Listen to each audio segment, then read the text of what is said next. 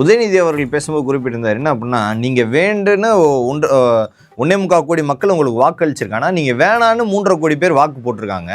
மீதம் இருக்கக்கூடிய சுமார் 3,21,00,000 பேர் நம்பிக்கை கோருகின்ற இந்த கட்சிக்கு, உங்க கட்சிக்கு எதிராக வாக்களிச்சிருக்கு. கிட்டத்தட்ட 65% மக்களால நிராகரிக்கப்பட்ட ஒரு ஆட்சி மேல எங்களுக்கு மட்டும் இல்ல, உங்களுக்கு வாக்களிச்ச மக்களுக்கே கொஞ்சம் கொஞ்சமா நம்பிக்கை குறைஞ்சிட்டு வருது. இவருடைய நாலேஜை பொறுத்த வரைக்கும் டிஎம்கே எடுத்த 24% தான் முதல் இடத்துல, 21% எடுத்த ஏடிஎம்கே தான் 2வது இடத்துல, கடைசியா 34% எடுத்த டிவிகே தான் கடைசி இடத்துல இருக்கிறதா அவர் சொல்றாரு. என்னடா எல்லாருக்குமே அவங்களுக்கு வேணுன்றவங்களை விட அவங்க வேணான்றவங்க தான் அதிகமாக வாக்களிச்சிருக்காங்க. அது அளவுகோலை வச்சா கருணாநிதி 19 வருஷம் ஆண்டு இருக்க முடியாது, ஸ்டாலின் 5 வருஷம் ஆண்டு இருக்க முடியாது. முந்தானி ஆரம்பிச்ச கட்சி 2 வருஷம் தான் ஆகுது. யாரு கூடி கூட்டணி இல்ல, தனியா நின்னு 108 சீட்டு ஜெயிச்சிருக்காப்ல.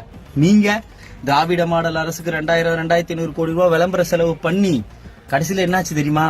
உங்க திராவிட மாடல் ஐக்கான இருக்காரு மு.க. ஸ்டாலின், அவரே தோத்து போயிட்டாரு சொந்த தொகுதியில. நல்லாவே இருக்க மாட்டீங்களா?